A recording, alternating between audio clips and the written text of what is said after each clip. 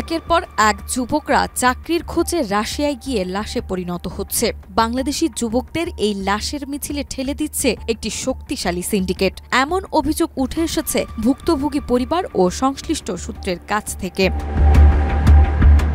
ভুক্তভোগী ও তাদের পরিবারের বর্ণনা অনুযায়ী প্রথমে স্থানীয় দালালরা উচ্চ বেতনে বিদেশে চাকরির প্রলোভন দেখান। পরে এসব ব্যক্তিকে নিয়ে গেলে তারা রিক্রুটিং এজেন্সির মাধ্যমে বিদেশি প্রতিষ্ঠানের কাছে চুক্তি স্বাক্ষর করান। কিন্তু বাস্তবের গন্তব্য রাশিয়ার এমন এলাকায় যেখানে ইউক্রেনের বিরুদ্ধে সামরিক কর্মকাণ্ড চালানো হয়। সোর্স বলছে টার্গেট হচ্ছে প্রধানত ঢাকার বাইরে ২৫ থেকে ৩৫ বছর বয়সী তরুণেরা, যেখানে লক্ষ্মীপুর, চট্টগ্রাম, গাজীপুর, সাভার, নারায়ণগঞ্জ, ময়মনসিংহ, চুয়াডাঙ্গা, নাটোর, টাঙ্গাইল, ব্রাহ্মণবাড়িয়া তরুণদের টার্গেট করা হচ্ছে। পাশাপাশি তদন্তে উঠে এসেছে বেশ কিছু এজেন্সির নাম, যারা এই রকম কাজে জড়িত থাকার অভিযোগ রয়েছে।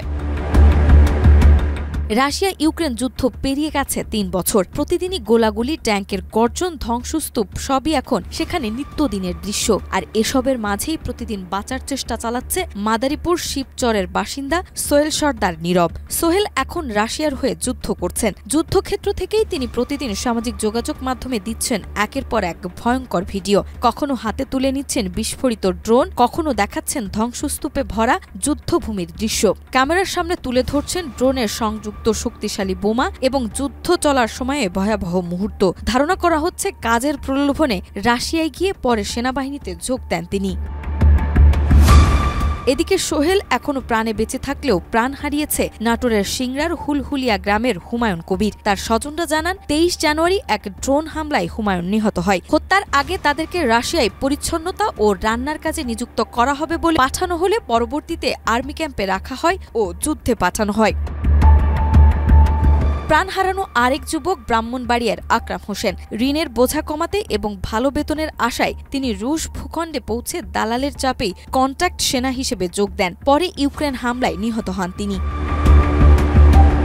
নাজিরউদ্দিন ও হাবিবুল্লাহ ভুইয়ার কাহিনীও হৃদয় ছুঁয়ে যায়। নাজিমউদ্দিন ২০২৪ সালের ২৫ ডিসেম্বর রাশিয়ায় যান। ১৪ দিনের সামরিক প্রশিক্ষণের পর ১৬ এপ্রিল শেষবার বাবাকে বলে, আমাকে যুদ্ধে নিয়ে যাচ্ছে, আমার আর কিছুই করার নেই। তারপর থেকেই তিনি নিখোঁজ।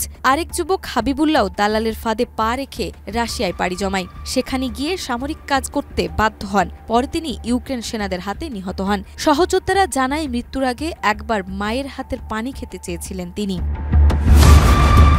পরিবারগুলো এই ধরনের প্রতারণার বৃত্তাকার চিত্র তুলে ধরে বলেন, জমি বা স্বর্ণালংকার বিক্রি, ঋণ করে বড় অঙ্কের টাকা দিয়ে বিদেশ পাঠানো এবং পরে নিখোঁজ হওয়া অথবা মৃত্যুর খবর পাওয়া যায়। এদিকে অভিবাসন বিশেষজ্ঞরা বিষয়টির গোপনীয়তা ও জাল প্রতিশ্রুতির কৌশল তুলে ধরেছেন। তারা বলছেন, চক্রগুলো সাধারণত ভালো বেতন ও সুযোগ সুবিধার প্রলোভন দেখায়। জীবনযাত্রার মান উন্নয়ন করতে অনেকেই রাজি হয়ে যায়। পরবর্তীতে শ্রমিকদের ভিসা কাঠামোর আড়ালে সামরিক যোগদানের পথে ঠেলে দেওয়া হয়।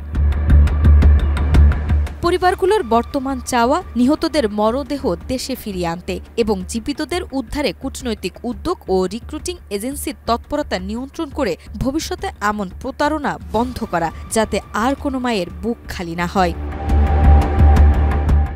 নাজমা, মাই টিভি।